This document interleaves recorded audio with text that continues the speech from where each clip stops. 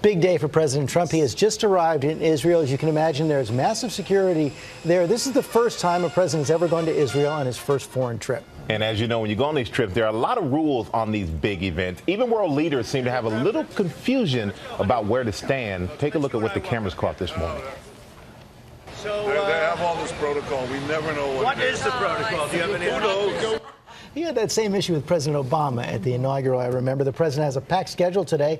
It includes a meeting with Israel's president, Reuven Rivlin, a visit at the Western Wall in Jerusalem, and, of course, a meeting with Israel's Prime Minister, Benjamin Netanyahu. And later this week, President Trump heads to Europe, where he will meet with the Pope and other world leaders. ABC's chief White House correspondent, John Karl, is in Jerusalem, has the latest details for us. Good morning, John.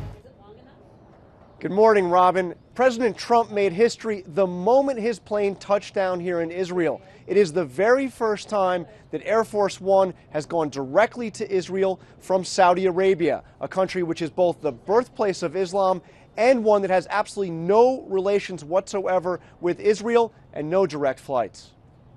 The president arrived in Israel in pursuit of what he calls the ultimate deal, Middle East peace. I have come to this sacred and ancient land to reaffirm the unbreakable bond between the United States and the State of Israel.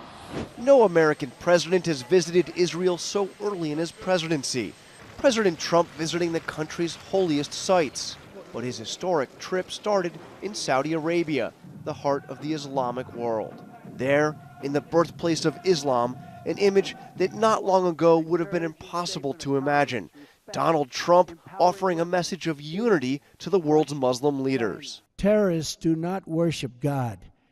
They worship death.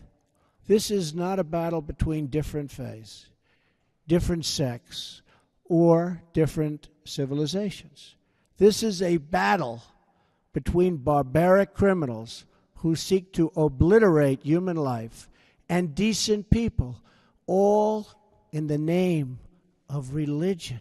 In the audience, the leaders of more than 50 different Muslim nations. I stand before you as a representative of the American people to deliver a message of friendship and hope and love.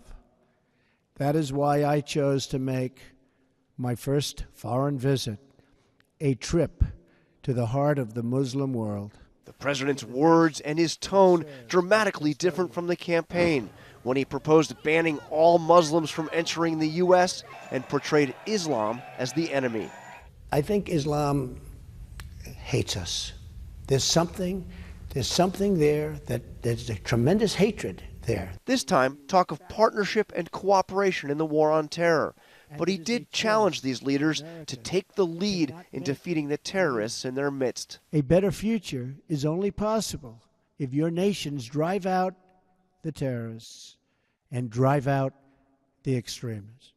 Drive them out. Drive them out. And before he left Saudi Arabia, there was this incredible image. The president and the king, hands on a glowing orb. What were they doing? Opening up a new center in Saudi Arabia to counter extremists online. The president will be meeting here with Israeli Prime Minister Bibi Netanyahu and with Palestinian leader Mahmoud Abbas, but these will be separate meetings. For all the talk of a peace deal by President Trump, the two sides at this point aren't even talking to each other about it yet.